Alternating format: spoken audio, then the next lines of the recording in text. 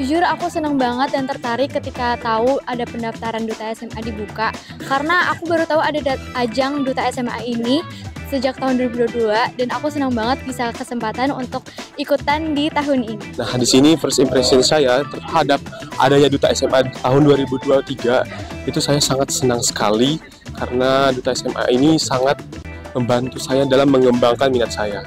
Jadi aku tahu ajang Duta SMA itu dari pihak sekolah. Waktu itu guruku kebetulan ngeliat postingan dari Direktorat SMA. Terus guruku bilang merekomendasikan aku untuk ikut ajang Duta SMA. Karena selain benefitnya banyak, aku juga pasti bakal dapat banyak banget pengalaman. Akhirnya aku juga bisa dipilih jadi Duta SMA Provinsi Sumatera Selatan.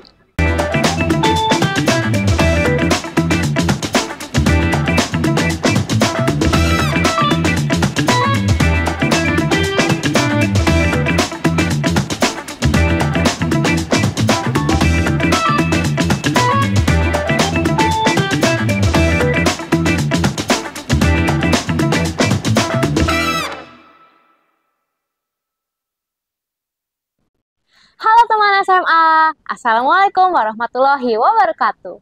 Kembali lagi bersama aku di Cerita SMA. Tadi kita udah nanya-nanya ke teman-teman kita mengenai tanggapan mereka terhadap Duta SMA tahun ini. Sekarang kita mau nanya-nanya juga, tapi langsung ke Duta Nasional kita tahun ini. Di sini kita udah bersama Lantar dan Syaza. Hai teman SMA. Pertama, apa pandangan kalian terhadap Duta SMA pertama kali? Duta SMA itu tempat buat berkarya tentunya, yang secara resmi ya, karena perpanjangan tangan juga dari Direktorat SMA, terus sebagai tempat buat menyalurkan aspirasi teman-teman SMA juga ya, kalau aku sebagai Duta SMA gitu, terus sebagai role model juga bagi teman sebaya. Itu kalau menurut kamu? Oke, kalau pandangan aku pertama kali terhadap Duta SMA, karena kebetulan aku kan mengetahui pertama kali Duta SMA ini dari salah satu media sosial. Nah, kalau pandangan pertama aku itu kayak, wah, Duta SMA ini kumpulan anak-anak hebat dari seluruh Indonesia yang sangat bertalenta dan ingin berkontribusi untuk pendidikan Indonesia yang lebih baik ke depannya. Kalau untuk yang lainnya mungkin kurang lebih sama seperti Saza, Duta SMA itu problem solver dan role model bagi teman-teman sebaya. Tapi nih, itu kan pandangan pertama berarti sebelum kalian akhirnya bisa jadi Duta SMA-nya kan. Setelah kalian masuk nih jadi Duta SMA, even kalian jadi Duta Nasional, itu tuh apa yang kalian pikirkan itu, yang pandangan pertama kalian terhadap Duta SMA itu benar nggak? Bener. Iya, benar. Tapi ada satu lagi yang nambahin pandangan dari pandangan awal. Duta SMA itu ternyata harus mengerjakan sesuatu seperti rencana tindak lanjut nih yang harus kita kerjakan. Jadi bukan hanya jadi role model, bukan hanya ketemu-ketemu, bukan hanya bikin konten, tapi ada sesuatu yang realistis yang harus kita kerjakan. Nah, itu disebut RTL. Itu kan sesuatu yang harus kalian kerjakan gitu. Tapi terlepas dari itu, ada nggak sih benefit yang kalian dapetin selama kalian menjadi duta? Apakah tiba-tiba followers kalian naik? Atau apa nih? Iya, kalau benefit praktisnya iya, followers naik. Oke. Tapi iya, terutama pada saat kepilih jadi duta nasional ya followersnya otomatis naik lah ya. Nah, tapi kalau benefit yang lainnya ya mungkin kita dapat networking, kita dapat relasi yang lebih luas, dapat pandangan yang lebih lebar. Secara kan kita itu bertemu dengan teman-teman lain, bertukar pikiran dari teman-teman lain dari seluruh Indonesia, dari Sabang sampai Merauke. Kalau aku sendiri, ya followers aku naik lumayan juga ya naiknya. Terus benefitnya sih sebenarnya hampir sama juga ya kayak Lantar. Aku dapat teman-teman baru, teman-teman banyak, pengalaman baru. Terus sebenarnya karena nggak nyangka juga ya bakal masuk ke Duta SMA yang bakal gabung sama Direktorat, jadi ketemu kakak-kakak dari direktoratnya sendiri, terus belajar pengalaman juga sih dari mereka. Jadi belajar hal-hal baru ya. Oke. Nah, terus kalau misalnya ini, aku ngingat kembali yang kerjaan kalian RTL itu. Itu tuh ngeganggu aktivitas kalian nggak sih? Secara kan kalian sibuk, ada yang anak OSIS gitu. Terus belum lagi ada mau ngejar prestasi di luar sekolah. Terus ditambah lagi ada kerjaan nih untuk Duta SMA. Nah, itu gimana tuh? Ngeganggu nggak? Kalau buat aku pribadi sebenarnya nggak terlalu mengganggu karena aku tetap memprioritaskan sekolahnya aku.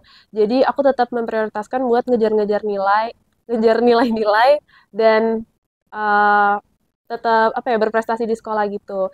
Kalau misalnya aku ada duta SMA nih, otomatis kan aku ada beberapa hari yang bakal nggak ikut sekolah nih. Biasanya aku antara minta kelas tambahan atau aku biasanya minta tugas tambahan biar ngisi kekosongan nilai. Gitu. Jadi kalau misalnya ngeganggu sekolah atau enggak, sebenarnya nggak terlalu ngeganggu karena ya itu tadi aku jadi belajar buat nge-manage waktu aku di waktu seling yang masih ada 15 menit, 10 menit biasanya aku buat kerjaan duta-duta gitu. Oke, jadi pinter-pinternya kita nyempilin Iya, karena betul. waktu senggang kita ya. bener. Karena kan dengan mendaftar duta kan kita siap untuk mengemban Udah tanggung jawab tahu baru. ya. Iya, jadi mungkin bahasanya nggak ngeganggu tapi kita jadi lebih padat nih Ya. hari-harinya. Betul. Jadi Lantar juga nggak merasa keganggu. Iya, nggak ngerasa terganggu tapi merasa kalau ada tanggung jawab baru nih, ada sesuatu hal yang besar yang menanti di depan. Sih, jadi lebih padat ya. Iya. Tapi nggak sampai ngeganggu. Iya. Gitu. Nah, kalau Syaza kan dari Banten nih. Kalau Lantar dari Dari Papua. Papua. Nah, aku tuh keinget sama teman aku yang duta tahun lalu. Dia itu tuh dari Kalbar, tapi Kalbarnya itu tuh dia di daerah Mempawah. Jadi dia tuh harus kalau mau ke Jakarta, itu tuh dia nggak bisa langsung gitu. Dia harus transit dulu ke Pontianak, dari Pontianak baru bisa ke sini. Kalau kalau kamu mah tinggal jalan kaki juga bisa ke sini, Nah, gitu soto kan? nyampe ya. Soto nyampe. Kalau Lantar gimana nih dari Papua? Ada kesulitan nggak? Kalau kesulitan kayaknya nggak ada, soalnya Oh, oke. aku kan dari Jayapura ya. Jayapura kan ibu kota Oh. provinsinya Papua. Jadi Mhm. kalau untuk perjalanan ke sini udah ada langsung penerbangan dari Jayapura ke Jakarta menggunakan Oh, oke. pesawat. Tapi lumayan juga 6 jam. Oh, oke. Iya. Oke, 6 jam pegel gak ya tuh? Bukan pegal lagi. Itu terkendalanya kita berkomunikasi adalah jarak waktu ya, zona kita. Iya. Jadi fun fact ya, kalau kita mau rapat berdua, itu kita selalu ada waktunya, ada WIP atau WIT-nya. Jadi Iya. kayak, mau Jadi jam berapa rapat ya? Jam jam 7 8. WIP atau WIP jam atau WIT nih. 8 WIP gitu. Jadi itu fun fact dari kita, kalau mau rapat harus mikirin Lantar, akunya harus mikirin Lantar, Lantarnya mikirin aku juga Iya, bener. gitu. Kadang-kadang rapatnya sampai jam 10, Iya, 11 10 apa nih? Wih. Ada lagi, kita tahu ya. Kadang rapat tuh baru mulai jam 8 WIP, otomatis jam Di 10 aku jam WIP. 10 WIT. Atau biasanya jam 7 WIP, jam 5 WIP gitu. Betul. Jadi jarak dan waktu agak sedikit mengganggu ya. Sedikit. Sedikit. Tapi kita tetap enjoy, Tapi kan? tetap bisa ya. Tetap bisa gitu. Oke, tapi berarti pas ke Jakarta itu nggak yang terkendala banget gitu ya? Enggak, alhamdulillah enggak terlalu Oke. terkendala di mobilisasi ke Jakarta. Oke, bagus deh. Tapi nih, waktu ke Jakarta kemarin yang pas malam puncak itu, aku mau tahu deh impression kalian ke teman-teman kalian tuh gimana? Kayak kesan kalian gitu ke teman-teman kalian. Kalau kesan ke teman-teman sih agak per orangnya beda-beda ya, soalnya ada yang aktif di grup tapi malah nanti pada saat di offline-nya nggak terlalu aktif, bukan nggak terlalu aktif, mungkin lebih ke introvert ya. Nah, terus ada juga yang emang aktif, ekstrovert, tapi emang nggak terlalu suka buka HP. Jadi pandangan ke teman-teman beragam sih jujur, tapi secara umum wah keren-keren. Soalnya banyak banget, apalagi pas malam puncak kan ada unjuk bakat kan. Iya. Wah, di situ kelihatan banget tuh bakat teman-teman yang beragam banget. Kalau Syaza gimana? Kalau aku sebenarnya bener kata Lantar, karena beda banget ya dari sebelumnya. Kan kita sempat ngobrol di grup ya, dan ngobrolnya banyak ya, kita ngobrolin banyak hal di grup sebelum ketemu. Terus ternyata begitu ketemu orangnya beda, maksudnya beda dalam artian di grup tuh dia lancar banget ngomongnya, giliran di ketemu langsung dia bahkan mungkin ada yang malu-malu gitu. Sebenarnya itu sih. Terus ternyata mereka berpikiran yang sangat amat kritis ya, Kak. Jadi aku sendiri yang lumayan, wah ternyata semua anak-anak di sini anak-anak terpilih ya, yang pikirannya kritis-kritis banget ya kan. Bener-bener. Sampai kadang-kadang kayak ini aku lagi lemot apa Iya, gimana? terus lagi udah bingung. Aku nggak udah ngerti. Ben- Tapi dari situ kalian jadi belajar sesuatu nggak sih? Belajar sesuatu tentunya. Ya kalau ada sesi-sesi, ada yang tanya jawab, menyampaikan opininya, itu aku belajar lebih banyak tentang perspektif mereka gitu. Oke.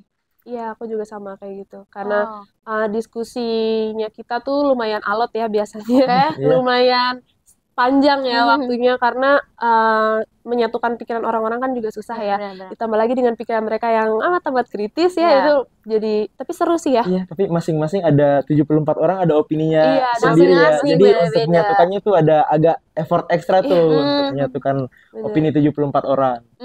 Iya. Tapi dengan kekritisan teman-teman kalian dan kekerenan mereka masing-masing itu, kalian tuh pernah nggak sih ngerasa jadi kayak insecure gitu? Kalau insecure mungkin enggak, tapi termotivasi untuk bangkit jadi lebih baik lagi. Soalnya kalau insecure mungkin akan cenderung membuat kita down ya. Tapi kalau kita rangkul, kita bersinergi, kolaborasi itu mungkin akan membuat kita lebih termotivasi untuk berkembang lagi. Bener. Aku juga sih sebenarnya kalau untuk ngerasa insecure atau jadi nggak percaya diri sebenarnya enggak. Karena aku belajar banyak juga ya dari mereka. Maksudnya mereka ngajarin aku banyak hal, aku juga ngajarin mereka gitu. Biasanya tuh aku ngajakin mereka ngobrol sih kayak, kok bisa ada bakat ini, kok bisa sampai ke luar negeri ke sini, gimana caranya? Lebih ke gitu sih Kak kalau aku. Oke. Jadi kalian nggak ngerasa insecure, tapi justru jadi belajar ya dengan kekerenan mereka. Bagus deh. Jadi kita jadi ya terdorong untuk maju. Dengan Duta SMA itu sehat banget. Iya, bener. Untung ya. Iya, nggak ada yang Alhamdulillah aja ngejudge, ya. semuanya tuh mendukung untuk bener. berkembang. Iya, bagus sih itu. Karena kayak yang kita udah belajar bareng-bareng, kalau misalnya respect itu kan kunci dari sebuah keberhasilan. Kunci keberhasilan dari sebuah tim gitu kan. Nah, terus aku mau nanya nih, kalau yang pas malam puncak kemarin, itu kan kalian itu disuruh, pas malam puncaknya itu, kita ada yang dance bareng-bareng itu loh. Dan itu tuh baru diajarin Hamin beberapa jam kan. Kamu bahkan aku yang ngajarin kan at that time. Aku sama Fania, Ting. Karena aku kan nggak ada basic dance kan, kayak wah bisa nggak ya? Mana paling depan lagi? Oh iya. Nah, itu gimana tuh perasaan kalian? Kayak aduh panik kah atau aduh lupa gerakan nanti gimana tuh? Campur aduk sih, soalnya kan walau gerakannya kebetulan aku yang nggak ada basic dance dapat gerakan yang wah lompat-lompat lah, Iya, energi banget. Aku kayak serius. Aku kayak yang lain lagi istirahat, aku ngeliatin video Kak Keja dance yang nyontohin kan kayak wah ini bisa nggak ya? Tapi akhirnya bisa kan? Alhamdulillah bisa. Wih. Kalau Kalau saja. aku sendiri karena emang aku ada basic nari tradisional sama balet ya dari kecil. Oke. Jadinya lumayan suka sih, familiar, terus aku juga suka sama gerakannya. Itu gampang banget. Terus habis itu juga bagus banget begitu dilihat di YouTube ya, ditayang ulang gitu. Nah, ini pertanyaan yang banget nih. Aku udah tahu nih arah. Kan kita tuh ketemu berarti udah beberapa hari gitu kan. Selama ketemu kemarin, ada nggak nih bumbu-bumbu cinlok? Duh, skip aja nggak sih ini? Bisa next ya? Next aja nggak sih? next nggak nih? Bisa next. Gimana ya kalau masalah cinlok kayaknya Mungkin yang deket-deket jadi tambah dekat mungkin ada, tapi kalau cinlok sendiri aku nggak terlalu yakin ya cinloknya seperti apa, tapi kalau yang jadi tambah deket, yang jadi tambah akrab itu banyak banget. iya, benar-benar. Kalau misalnya buat yang mungkin kayak ship-shipan anak SMA gitu kali ya, iya. itu ada. Cuma kalau misalnya untuk yang cinlok bener-bener, oh cinlok mau deket mau ini, nggak. Sebenarnya aku juga nggak tahu ya, nggak banyak dengar cerita juga gitu. Emang ya, jangan-jangan kalian yang cinlok. Oh nggak ada, Oh, enggak dong, enggak ya. kalau itu Jadi aman ya. profesional ya kita ya. Profesional. Tapi ngomongin cinlok aman, proker kalian aman nggak? Wah, gimana ya? Oh, proker kan ada banyak nih. Aman yang mana? Soalnya kita kan ada individu, ada provinsi, ada regional Ada dan regional, nasional. Oh, boleh nggak tuh dijelasin satu-satu? Nah, untuk proker nasional itu per tanggal hari ini kita masih berdiskusi mengenai apa sih yang bisa ditarik benang merahnya per provinsi. Jadi kita tuh memindai masalah-masalah dari provinsi dan seperti yang aku bilang tadi kan Duta SMA itu problem solver. Jadi kita harus mengidentifikasi nih masalah-masalah apa aja dan masalah itu nanti kita mencarikan solusi melalui RTL nasional ini.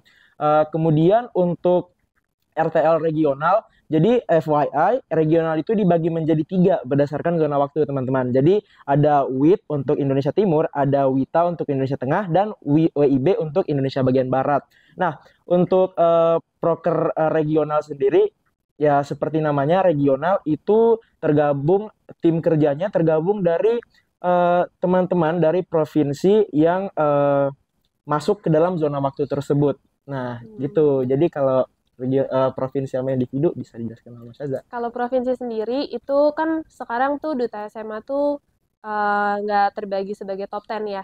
Jadi itu per provinsi dari 37 ya. Iya, 37 provinsi itu ada dua duta yang terpilih. Nah, mereka itu akan menjalankan tugasnya, program mereka akan nge-plan apa yang akan dijalankan selama setahun ke depan gitu. Sedangkan kalau individu itu lebih ke dirinya masing-masing sih. Mereka akan ngerjain plan apa, program kerja apa gitu.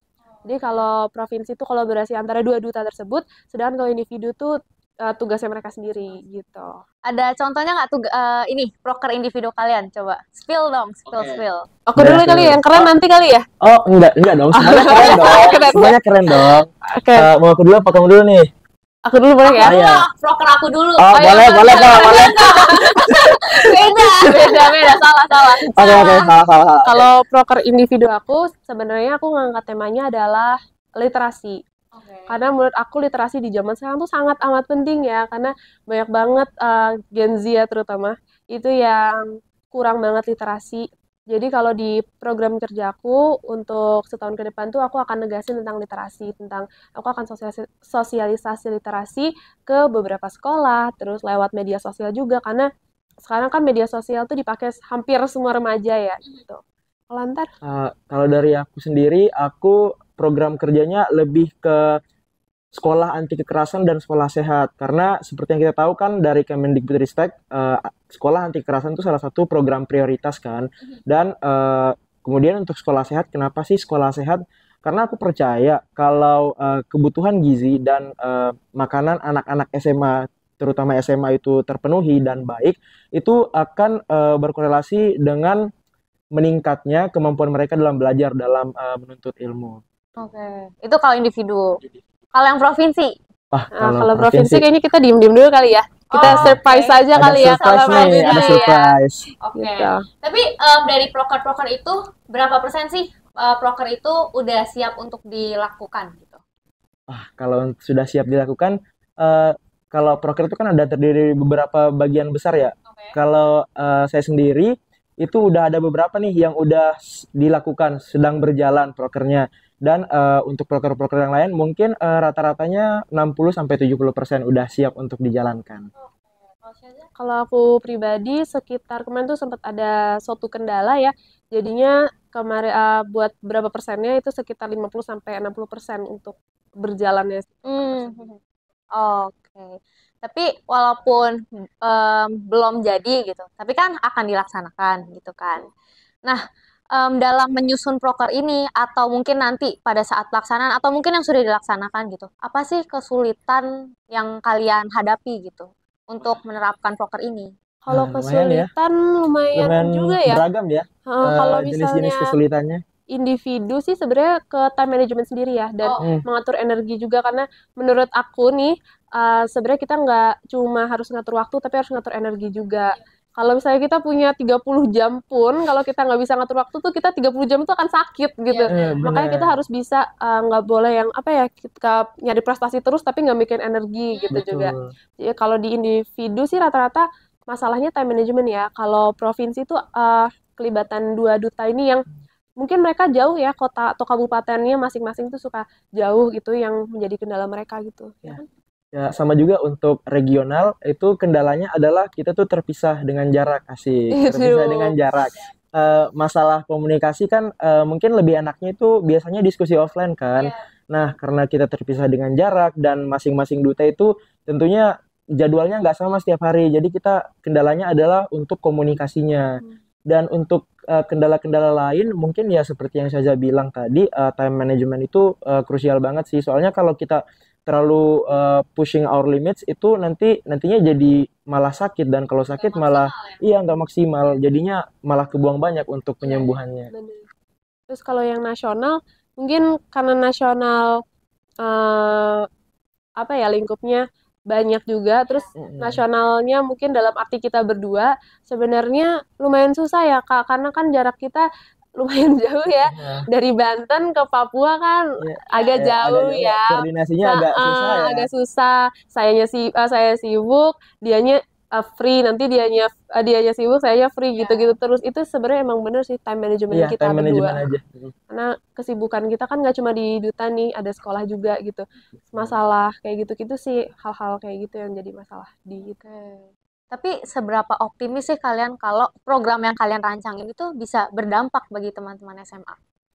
Kalau optimis, wah pasti optimis dong. Karena kan sebelum kita membuat RTL, kita udah nih diajarin untuk identifikasi masalah dan menindaklanjuti. Kita udah diajarin kalau mana sih yang lebih penting, mana yang harus urgent dilakukan sekarang, dan mana yang bisa dilakukan nanti. Nah, jadi kalau optimis sendiri, ya pasti optimis dong.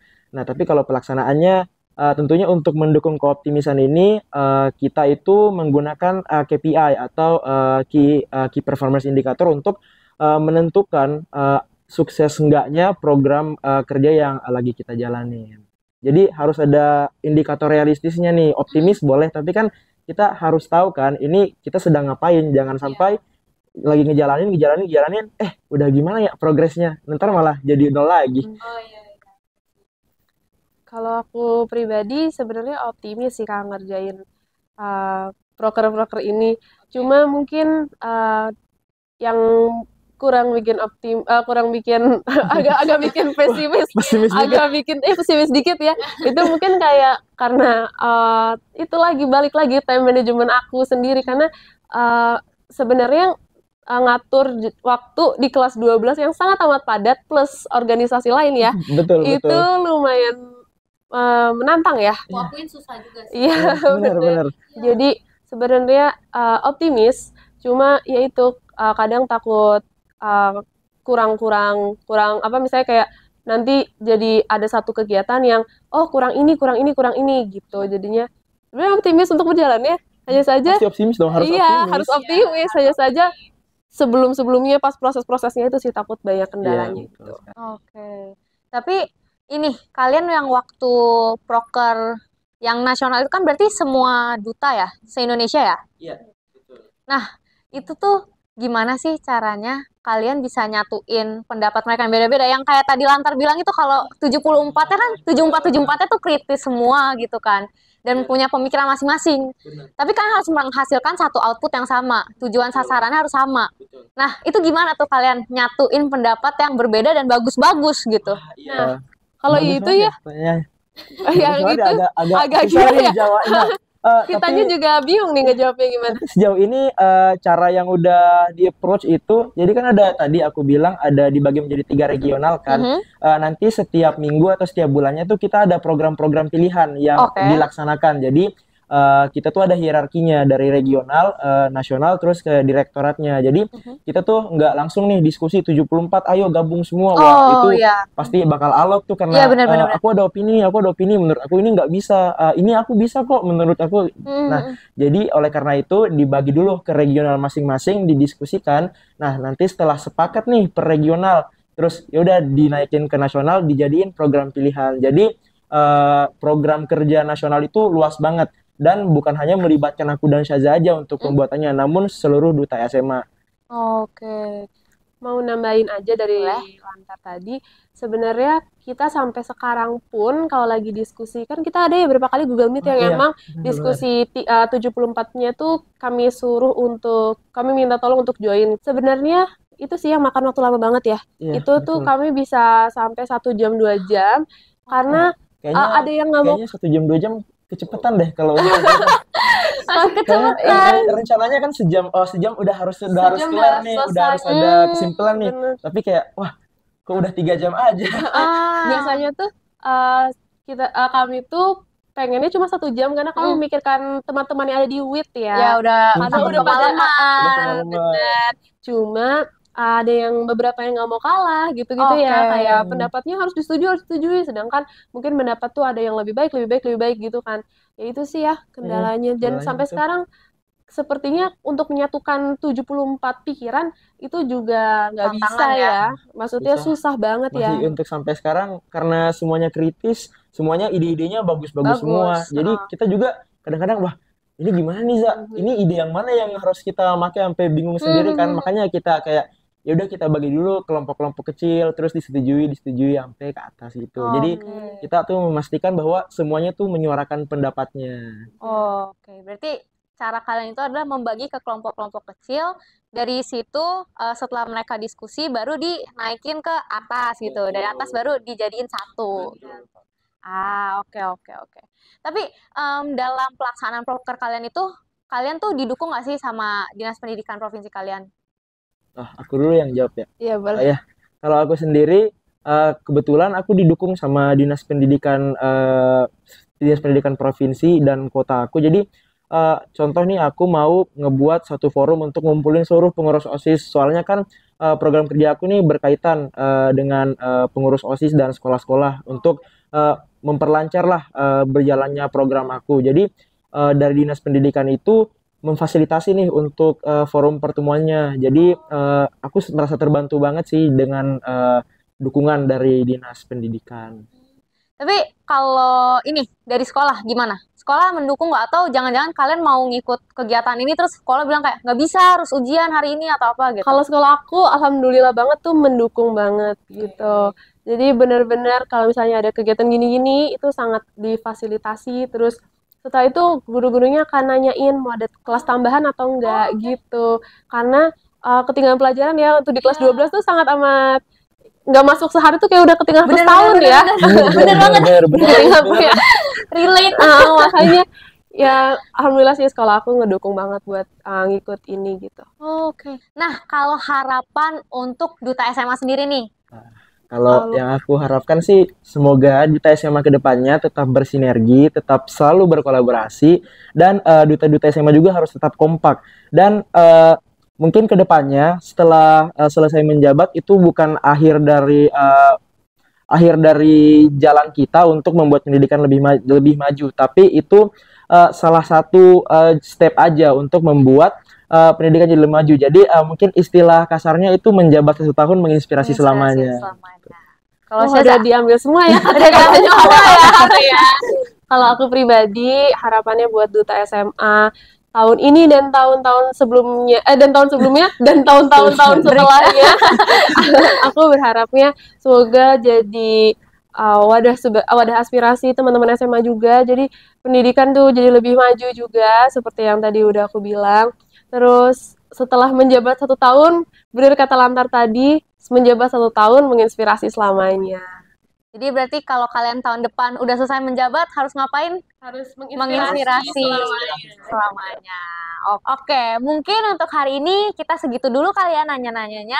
Sampai jumpa di episode berikutnya. Buat teman-teman yang mau nanya juga boleh komen di kolom komentar di bawah. Dan jangan lupa untuk like dan juga subscribe. Dan juga jangan lupa untuk share video ini ke teman-teman kalian. Assalamualaikum warahmatullahi wabarakatuh. Dadah! Dadah!